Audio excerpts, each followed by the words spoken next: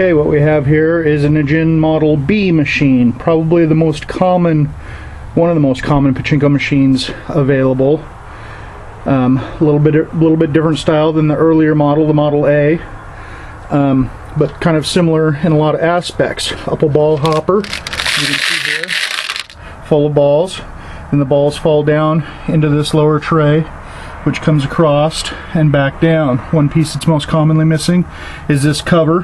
What this cover does is it keeps the balls single file so that they go into the jackpot, which is right here. There should be a cover covering over this, but I removed the cover so that you can see easily how the machine works.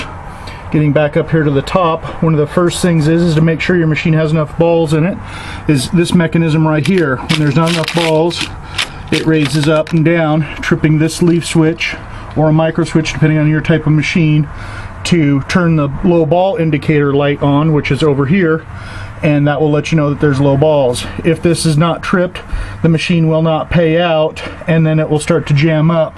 And as most people have seen, this usually gets stacked up with balls up in here and over in here because there's not enough balls in the top. But I'm a little bit ahead of myself.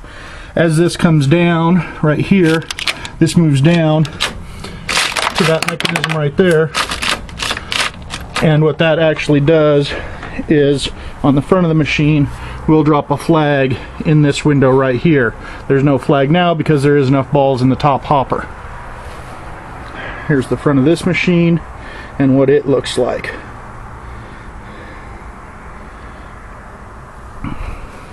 Back around to the back. So as the balls come down, again around the corner, this is the dump mechanism. By pushing this down, all the balls will dump all the way down to the bottom into the hopper coming out of this tube right here into the basket. If this isn't set properly by being locked in right there and right there, it slides forward and they will fall down. And all the balls will dump out into this tube. Balls are in the jackpot, and you can see there that it's loaded and ready to go. And the balls come down and it hits a jackpot. This seesaw mechanism right here trips back and forth. There is a Pachinko ball in there for a weight, but that's how the jackpot mechanism works. And then it comes down here, and this arm will travel down. This arm is connected across here that you can't see. Comes to here at a pivot point and runs up to this rod and back into here. There's the two little arms right in here inside the cover. Kind of hard to see. But again, with the weight of the Pachinko balls on them, they're swung back and out of the way, allowing this arm to travel up and down. And that's one default mechanism to make sure that the machine pays out. When there's enough balls in it, this will swing up, swing over, and drop the balls down into the jackpot and back out into the front of the machine. So a little bit different style than the other one, but a nice machine. There is another mechanism right here that most people don't realize, that if you win too many balls and the front of the machine starts to fill up, the weight of the balls will push a little plunger that's inside of here and push this back, and you can see that it will deactivate the shooter mechanism, not allowing the game to play. To solve that, all you have to do is clean some of the balls out of the front into a basket like this or whatever you're using, and then those will come back in and play. So we can shoot a couple balls, again similar to the other machine. You can see how it goes. Let's see if we can get a jackpot. There's a jackpot. So you saw how that arm worked.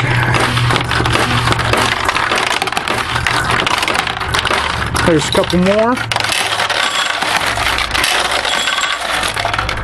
And let's see if we can get another one.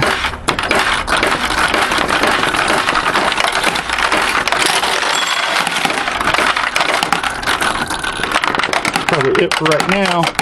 And you can see that all of the losing balls come down to the bottom, and that this machine goes through quite a bit of balls. This upper ball hopper will hold about 1,000 balls altogether. If we come back around to the front, you can see here, to open up the glass on this machine, you just lift that up. And then we come around here and we can open it up, and we can feed another ball in here and make it pay out. And another ball over here to make it pay out. Close that back up. and we can shoot a couple of jackpots. And if we come back around to the back, let's see if we can catch this upper section here.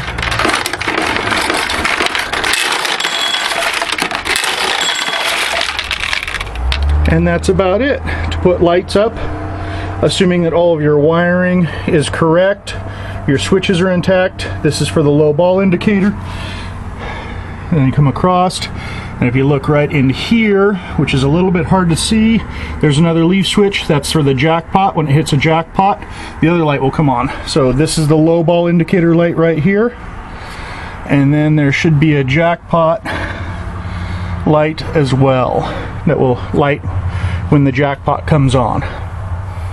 So that's how it works.